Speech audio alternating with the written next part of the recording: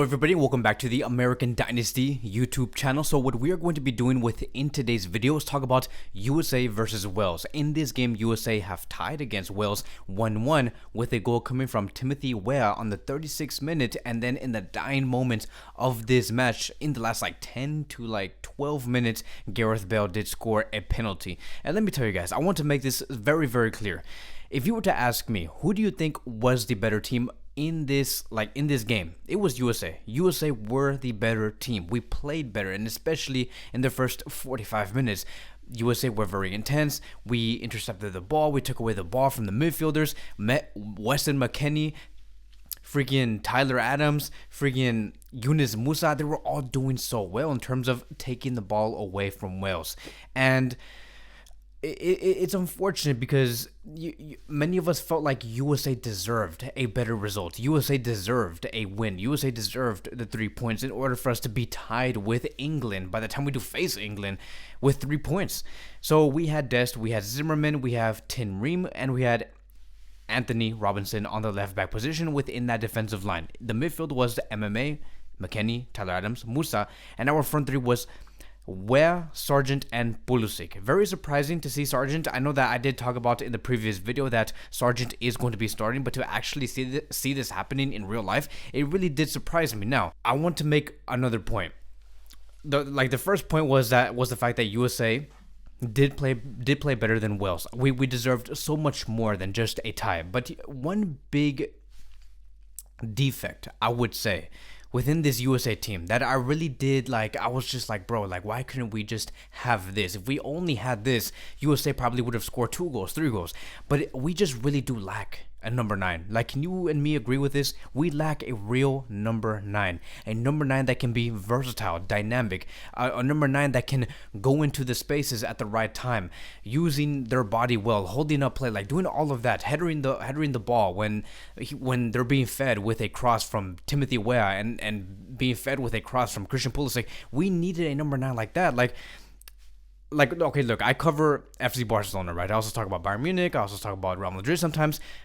USA needed a Lewandowski. USA needed a Benzema. USA needed some sort of striker that could really just give that cherry on top. Because what USA were doing here, they were basically trying to work off connecting with Yunus Musa, Christian Pulisic, Timothy Weah, and Weston McKennie, right? It was those 4 players. Sometimes Anthony Robinson, sometimes Serginho Dest, but it was mainly those 4 players. Weston McKennie, Musa, Timothy Weah, and Christian Pulisic.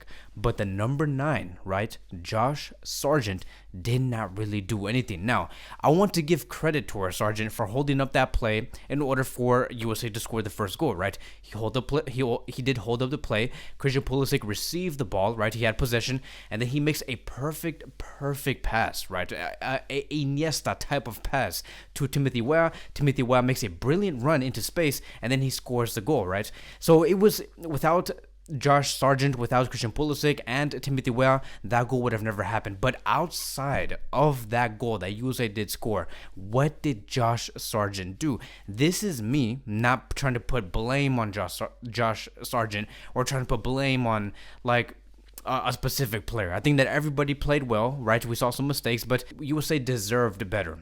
And I'm talking about the result, and also they deserved a better number 9. And I also do want to make another thing very clear is the fact that do I believe that it is over for the US? Are we going to be disqualified from the group stages? Are we going to go home in about 7 to 8 days? No, I don't think so. USA still has a big chance on going on to the next round and going to the round 16 to potentially face the Netherlands. But it's just that, if USA did gain the 3 points against Wales, and we go on into England and we have the exact same amount of points of England, we probably had a 90% chance of going through to the round of 16.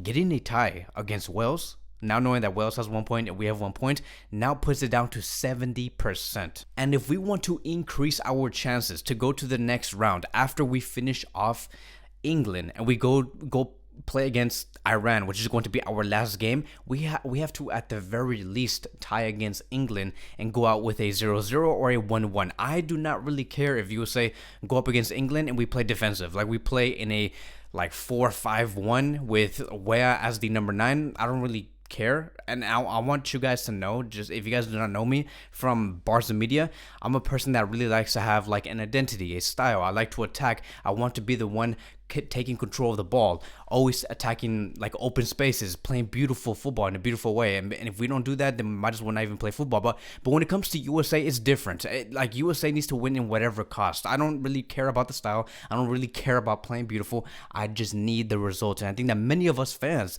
just want to see the results. So if we can just go up against England and go with a 0-0, try to aim for a 1-1, that is enough. If we can grab a point against England, that is a huge plus. I would be very, very happy, and many USA fans will be very, very happy. And all of a sudden, our chances to go into the round of 16 is going to go back up to a 90%, because now the only thing that we're going to have to do is beat Iran 4-0, 5-0, like what England did. So it's not the end of the world. The USA still has a very big chance. It's just, it would have been so much easier if we have beaten Wales and Bale did not score that goal. Because let me tell you guys another thing. USA, like I honestly think that this USA team did not have a bad day. We played well. We deserve to go to the round of 16, and that is because of one thing. The way that Wales scored was horrible. It was in a horrible way. Like, we did not concede based off like an error coming from a collective error. We did not concede in that way. It was because of one individual error that should have never happened in the first place. And I do not blame someone like Zimmerman to be making a mistake like this, because this is the first time him like experiencing something like this. Going from being from the MLS to going to the World Cup stage is so different. Of course, he's going to be making a mistake like that. He panicked when Gareth Bale received the ball inside the box and he was not even looking at the goal. Zimmerman's like, oh my god, like he's about to get the ball. What do I do? It's up to me. Like, we have 10 minutes left. How do I stop this player from him potentially scoring? And all of a sudden, he tackles Bale. And I'm gonna be very like honest with everybody here. I honestly think that Zimmerman did injure Bale. Like, he was trying to injure Bale. Like, he tackled him in a horrible way that, yes, it was a penalty for the Wales. But that is basically how USA did concede. It was through a penalty, and it is because of one individual error. Outside of that, though, USA played very well. Do I think that in the second half we played amazing, like it was world class, like it was better than the first half? I don't think so. The first half was way better than the second half, but overall, you combine the full 90 minutes, USA did their job, but we deserved more. So all of the focus is going to be on England now for the next 72 to 84 hours. And I also want to make another point. The more I'm thinking about this game, the way that USA approached Wales was amazing. In the first 45 minutes, like we have been discussing throughout the past 13 minutes, 14 minutes of this video, one thing to really like learn from when it comes to this match is when things are not going well, when you see the opposition, when you see your opponent gaining momentum, when they're passing the ball, they're looking for chances, they almost score that goal. Your goalkeeper had to block a shot. When you see something like that happen, you have to try your very best to stop their momentum. This is the things that we have learned from the best defenders in the world. Or, I mean, like from 10 years ago, from 7 years ago, 8 years ago, like, for example, Sergio Ramos. Sergio Ramos was a master of reading his opponent, seeing that they're gaining momentum, seeing that they're gaining confidence, and the one thing that he always had to do in order for them to stop their play and from them passing the ball was to injure one of the players. I like attempting to injure, like really dirty tackle that player in order for them to stop the play, cool things down, and really get the other team like inside, like go inside their heads. That is what I think USA should be doing. Going up against England. They have to do that because USA showed that when Wales were really building the momentum, passing the ball, we saw Wales getting like 6 chances within a span of 20 to 25 minutes. USA had no response. They were scared. They were timid. They're like, what do we do? How do we stop this? How do we defend this? How do you defend this? You stop it by trying to tackle down one player, stopping their momentum, getting inside of their heads, getting them frustrated, not having the ability to think. That is what USA should be doing against England, because let me tell you, England's going to be doing that, but not for just 20 to 25 minutes like we saw with Wales. England is going to be doing that for like the 90 minutes. And so we're going to have to figure out ways to stop them like 5 times in the first 45 minutes to really just block that momentum that they're going to be building. We saw England go up against Iran. Iran is not the best team, by the way, but England looks so powerful. They look so pacey. Look at Rashford. You look at someone like Foden. You look at someone like Kane, Grealish. They were so pacey. They were so fast, and they will kill you on the wings. USA needs to have an answer for that. What do they have to do? They have to take down Foden in a very physical way. They have to take down Rashford in a very physical way. Players like Robinson and Ream and Zimmerman, and I think Yedlin, it's not going to be Serginho Dest, but Yedlin, they're going to have a very big task against England. It's going to be up to the defense. If they can get into Kane's head, Foden's head, Rashford's head, Grealish's head, if they can do that, the only thing USA have to do is to attack well and score the goals that they need to score, and potentially go for a 1-1 or maybe even a 2-2. And yes, do I think that our front three should be changing? Yes, I think that if anything, our front three could look so much better against England compared to what we did see going up against Wales. I do not want to see Sargent. He is simply just not ready. Again, I applaud him for what he did for our goal, but I think that we need a number 9 that can be effective for the full 90 minutes. That number 9, my friends, should be Timothy Weah. And so look, going back to that goal that USA did score, when Timothy Weah made that run into the middle of the pitch, he went from the right side and into space, right, between the two center backs. When he made that run, did that not remind you of what a number 9 should be? I was like, when he made that run, that is the type of runs we want to see from our number 9. So why don't we put Timothy Weah as our number 9 and to represent the US with a real number 9, right? Timothy Weah used to play in that position, but as he did evolve, as he got older, he slowly started to evolve as a right winger. We saw that earlier with PSG, and then he went to Lille. Timothy Weah should be Greg Berhalter's number 1 choice to represent us and like to be the number 9. And the one player that should be on the right side could either be Aronson or Gio Reyna, and then having Christian Pulisic on the left wing. There, my friends, that is what you have. That is when you do have a true definitive front three. Can you imagine Christian Pulisic on the left, Timothy Weah as the number 9, and Gio Reyna as the right winger? I know and I understand that Gio Reyna had picked up some knock according to multiple reports, but he should be okay for the next game. If we can see Gio Reyna right wing, Timothy Weah striker, Christian Pulisic, now you have something. Now you have a front three that can compete, that can score goals, that is technical, that is having the ability to read those spaces, run into those spaces. Now you have that. Timothy Weah can be that player to go from the right side to the left side, to run, to wait for the balls coming from Christian Pulisic. Christian Pulisic is amazing when it comes to laying off those passes on the left side. Gio Reyna is amazing when it comes to him going centrally and creating for other players. Timothy Weah, when he does see Gio Reyna coming in centrally, which he likes to do, we saw that with Mexico, Timothy Weah can shift his position to the right. Do you understand, Greg, what you could do? What you could do. Now, you may not do it, but this is what you could have. A potential front three of Gio Reyna, Christian Pulisic, and Timothy Weah. That would be amazing. And you can always change it. You can always have Brendan Aronson come in on the right wing, maybe Brendan Aronson coming in for Timothy Weah, and then having Christian Pulisic as the number 9 and having Brendan Aronson on the left wing. You can do so many things.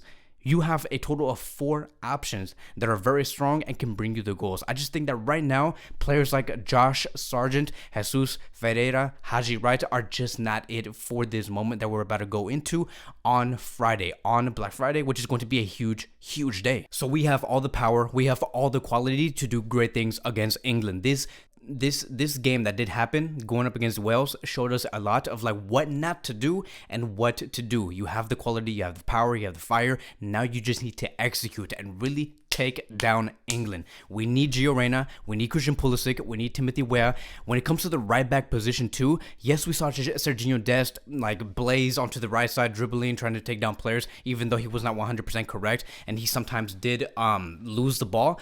I think that Yedlin should be starting on the right back position moving forward. Do I believe that someone like Yedlin is way different compared to Serginho Dest? Yes, these are 2 very different players, but Yedlin really does execute a lot more on what he is good at. He really likes to say, okay, here's what I'm good at. I may not be as technical as Serginho Dest, but I can execute it and be as effective with this weapon that I have, which is to make great crosses, which is to be very defensively rock solid. Sergio Dest is not really like that. Sergio Dest, his strength, it is to dribble through players, but he could not execute that correctly. Now, at the end of the day, if a player has a weapon that they can execute correctly, it does not matter what that type of weapon is. If you can show up with that weapon, you should be starting.